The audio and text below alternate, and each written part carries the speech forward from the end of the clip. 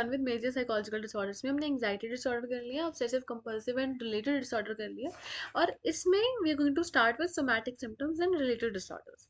But उससे पहले when we were doing anxiety disorder there was this table 4.1 वो रह गई थी. ये सब हमने ऑलरेडी पढ़ लिया है एंग्जाइटी डिसऑर्डर में, but again this is pretty important. तो इसको करते हैं, ठीक है. कैसे करते हैं? Because this is a concrete and more, you can say more organize definition of. Question बन सकता है, इंपॉर्टेंट है, पढ़ने की जरूरत है. Okay, let's start with it. Generalize anxiety disorder क्या होता है? प्रोलॉन्ग्ड वेग अनएक्सप्लेन्ड इंटेंस फियर है, जिसका कोई ऑब्जेक्ट, किसी स्पेसिफिक ऑब्जेक्ट से आपको डर नहीं लग रहा है. प्रोलॉन्ग्ड मतलब for long period of time, वेग मतलब किसी स्पेसिफिक ऑब्जेक्ट से डर नहीं लग रहा है, अनएक्सप्लेन आप एक्सप्लेन नहीं कर पा रहे हैं कि आपको एंग्जाइटी क्यों फील हो रही है, और आपको intense fear, there is an existence of an intense fear, you are intensely scared about it. Anxiety अपनी पीक पर एग्जिस्ट कर रही है, बट किसी स्पेसिफिक ऑब्जेक्ट से नहीं कर रही है. इट्स वेग, इट्स प्रोलॉन्ग. और आपने यहाँ पे पढ़ा था हाइपर विजिलेंस और मोटर टेंशन, मैंने वहां भी बताया था, यहाँ भी बता रही हूँ कि हाइपर विजिलेंस क्या होता है. When you constantly scanning your environment, आप कॉन्स्टेंटली अपने एनवायरमेंट को स्कैन कर रहे हो फॉर अ डेंजर, कि उस चीज़ से मुझे डेंजर तो नहीं हो सकता, इस चीज़ से डेंजर नहीं हो सकता, and you are so preoccupied with this thought कि आपकी नॉर्मल फंक्शनिंग हिंडर हो रही है. Motor tension is when you are unable to relax, जब आप बैठ नहीं पा रहे हो, आप शांति से बैठ नहीं पा रहे हो, ऑलवेज अ मोटर टेंशन जो एग्जिस्ट कर रही है. You are restless, you are visibly shaking, you are tense, that is motor tension. तो जनरलाइजिंग एंग्जाइटी डिसऑर्डर में प्रोलॉन्ग्ड वेग अनएक्सप्लेन और इंटेंस फियर. उसके बाद आता है पैनिक डिसऑर्डर. पैनिक डिसऑर्डर में क्या हो रहा है? फ्रीक्वेंट एंग्जाइटी अटैक्स आ रहे हैं, पैनिक अटैक्स जिसको आप कहते हो, इंटेंस टेरर है, एकदम से सर्ज है, there is an surge of abrupt surge of anxiety, एकदम से there is a surge of anxiety, there is a flow of anxiety into you. और this is very much not something that you can predict, this is unpredictable. आपको frequent anxiety attacks आ रहे हैं, feeling of intense terror है, dread का मतलब डर ही होता है. अनप्रेडिक्टेबल पैनिक अटैक्स है, long with physiological symptoms. Physiological symptoms क्या एग्जिस्ट कर रहे हैं? जैसे यहाँ पे फिजियोलॉजिकल सिम्टम क्या था? Hypervigilance and motor tension. यहाँ पर फिजियोलॉजिकल सिम्टम क्या है? Breathlessness and palpitations, trembling. Breathlessness, आपको सांस नहीं आ रही है, your hands are trembling. Palpitations, dizziness, चक्कर आ रहे हैं. You have a sense of losing control और इवन डाइंग, आपको ऐसा लग रहा है कि अपनी बॉडी का कंट्रोल खो रहे हो, और you are dying. That is a panic attack, ठीक है. उसके बाद आता है स्पेसिफिक फोबिया पे. स्पेसिफिक फोबियाज में क्या है? देखो, अभी तक हमने जनरलाइज एंजाइटी डिसऑर्डर पढ़ा, पैनिक अटैक डिसऑर्डर पढ़ा. पैनिक डिसऑर्डर में आपने पढ़ा कि इंटेंस सर्ज ऑफ एंजाइटी है. जनरलाइज एंजाइटी डिसऑर्डर में आपने पढ़ा कि डर है, प्रोलॉन्ग्ड है, वेग है, अनएक्सप्लेन है और इंटेंस है. एंड अगेन हाइपर विजिलेंस और मोटर टेंशन तो एग्जिस्ट कर ही कर रही है, बट किसी स्पेसिफिक चीज से डर नहीं है. जब आपको स्पेसिफिक चीज से डर लग जाए, that is your specific phobia. Irrational fears related to specific objects, interaction with others और अनफेमिलियर सिचुएशन. इससे आपके दिमाग की घंटी बजनी चाहिए. कैसे बजनी चाहिए? आप जब स्पेसिफिक ऑब्जेक्ट की बात कर रहे हो तो that is your specific phobia. जब इंटरेक्शन विद अदर्स की बात कर रहे हो तो हमने पढ़ा था, हमने क्या पढ़ा था? फोबियाज के 3 टाइप्स पढ़े थे: स्पेसिफिक फोबिया, सोशल फोबिया जिसको आप सोशल एंग्जाइटी डिसऑर्डर भी कहते हो, और एग्रोफोबिया. तो इंटरेक्शन विद अदर्स में you should look into it कि जब आपने सोशल एंग्जाइटी डिसऑर्डर पढ़ा था या फिर सोशल फोबिया पढ़ा था, तो देयर इज एन एम्बेरसमेंट या इनकैपेसिटेटिंग फियर. आपको डर लग रहा है किसी से बात करने से, किसी से इंटरेक्ट करने से, that is interaction with others से जब आपको डर लग रहा है तो that is your social anxiety disorder. और जब अनफेमिलियर सिचुएशन में जाने से आपको डर लग रहा है, दैट इज योर एगोरोफोबिया या agrophobia, whatever you call it. देखो, agrophobia is a pronunciation, but agoraphobia याद करोगे तो आपको स्पेलिंग याद रहेगी. सेपरेशन एंग्जाइटी डिसऑर्डर की बात करो, this is said extreme distress when expecting और going through separation from home. किसी सिग्निफिकेंट इंसान से, किसी सिग्निफिकेंट प्लेस से आपको इतनी अटैचमेंट हो जाती है कि आपको एक्सट्रीम डिस्ट्रेस और एंग्जाइटी की फीलिंग होती है, जब आपके दिमाग में इनफैक्ट दूर जाने की बात भी आ जाती है, थॉट भी आ जाता है, तब भी even you are feeling intense anxiety, intense fear, incapacitating fear. तो सेपरेशन एंग्जाइटी डिसऑर्डर में एक्सट्रीम डिस्ट्रेस एग्जिस्ट कर रहा है व्हेन यू आर एक्सपेक्टिंग और going through separation from home or other significant people to whom the individual is immensely attached to. अब इसमें हमने ये भी किया था that if a children has sad social anxiety separation anxiety disorder है, उसको है, then he might first scream through tantrum. जब उसको कहा जाए कि आप स्कूल जाओ या फिर अपने पेरेंट्स से दूर जाओ, and he is always in his parents shadow. दूसरे डिसऑर्डर्स है, I explain them to you कि क्या क्या है, थोड़ी सी डेफिनेशन दे दूंगी, बट अगेन एग्जाम में चांसेस कम है कि आपसे इनकी पूछा ही जाएगा क्योंकि बुक में यहाँ पर मेंशन है नहीं. देखो, सिलेक्टिव म्यूटिज्म क्या होता है? सिलेक्टिव म्यूटिज्म होता है assuming that you are very comfortable giving a speech among your friends, among your parents, आप 10 लोगों के बीच में बैठे हो, बट किसी स्पेसिफिक जगह पे जाके या किसी स्पेसिफिक इंसान पे जाके किसी स्पेसिफिक सिचुएशन में आप वो काम नहीं कर पा रहे हो। सिलेक्टिव म्यूटिज्म अज्यूमिंग कि आप स्टेज पे जाके ही बात नहीं कर पा रहे हो, बट स्टेज से उतर के आप बात कर पा रहे हो। किसी स्पेसिफिक प्लेस, सिचुएशन या ग्रुप ऑफ पीपल के सामने आप परफॉर्म नहीं कर पा रहे हो, बट इन जनरल आप परफॉर्म कर पा रहे हो। That is selective mutism. Substantive medication induce anxiety disorder, कि किसी मेडिकेशन का रिमूव हो जाना, विड्रॉल कर देना कि हाँ अब आपको दवाई नहीं लेनी है, फिर किसी मेडिकेशन का इंस्टॉलमेंट हो जाना कि आपको ये दवाई लेनी है, उससे एंजाइटी जो आपको आ रही है। And anxiety due to other medical conditions etcetera. This was other disorders included under this category are, जो बाकी डिसऑर्डर्स थे anxiety disorder and their symptoms में आपने 5 चीजें कर ली: generalize anxiety disorder, panic disorder, specific phobia, separation anxiety disorder और बाकी डिसऑर्डर्स, राइट? तो you done with it. And now we getting to the topic जो हमें करना था, that was somatic symptoms and related disorders. Somatic symptom and related disorder, देखो पढ़ने से पहले सिंपल सिंपल लैंग्वेज अगर बात की जाए तो what actually it is, physical disease exist नहीं कर रहा है, आपको कोई बीमारी नहीं है, कोई बायोलॉजिकल बीमारी नहीं है, बट स्टिल आपको लग रहा है कि है, आपको लग रहा है कि आप बीमार हो, बट आप बीमार नहीं हो।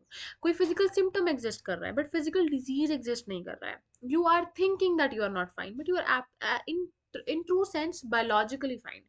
तो कोई साइकोलॉजिकल डिफिकल्टी की वजह से, कोई साइकोलॉजिकल डिफिकल्टी की वजह से जब आपको फिजिकल सिम्टम्स की कंप्लेन आने लग जाती है, you're complaining of physical symptoms, कोई बायोलॉजिकल कॉज नहीं है, दैट इज सोमैटिक सिम्टम्स। इसी कंडीशंस में और फिर आगे आपके पास 3 इनकी डिवीजन आ जाते हैं: conversion disorder, somatic symptom disorder, illness anxiety disorder. Again important है, बट उससे पहले अगर आप समझे कि सोमैटिक सिम्टम्स होते क्या है, then let's read it from here. These are conditions in which there are physical symptoms, physical symptom exist कर रहा है in absence of a physical disease. This is the core line, this is the important line. Physical disease नहीं है, biological disease नहीं है, physiologically आपको कोई disease नहीं है, but still you are experiencing physical symptoms. इन डिसऑर्डर्स में इंडिविजुअल को साइकोलॉजिकल डिफिकल्टीज है, साइकोलॉजिकल प्रॉब्लम है, इस वजह से आपको फिजिकल सिम्टम्स आ रहे हैं, बट बायोलॉजिकली कोई आपको प्रॉब्लम नहीं है, बायोलॉजिकली कोई कॉज नहीं है, कोई बीमारी आपको नहीं है। आगे 3 डिवीजन आ गए: conversion disorder, somatic symptom disorder और इलनेस एंजाइटी डिसऑर्डर। अगर आप बात कर रहे हैं आप किस चीज की, सोमैटिक सिम्टम डिसऑर्डर की, तो सोमैटिक सिम्टम डिसऑर्डर में क्या हो रहा है? It involves the person having persistent body related symptoms, persistently body related symptoms है, बॉडी रिलेटेड प्रॉब्लम्स है, फिजियोलॉजिकल लेवल पर कोई ना कोई आपको प्रॉब्लम है जो जिसके बारे में आप परसिस्टेंटली कंप्लेन कर रहे हो, फ्रीक्वेंट विजिट्स दे रहे हो डॉक्टर को, बट आपको कोई health wise biological problem exist नहीं कर रही, which may or may not be related to any serious medical condition। कोई सीरियस मेडिकल कंडीशन एग्जिस्ट नहीं कर रही है, but you are having a symptom, you are having कि ठीक है मुझे मेरे पैर में बहुत दर्द हो रहा है, but you have no medical condition, you no don't have a serious medical condition.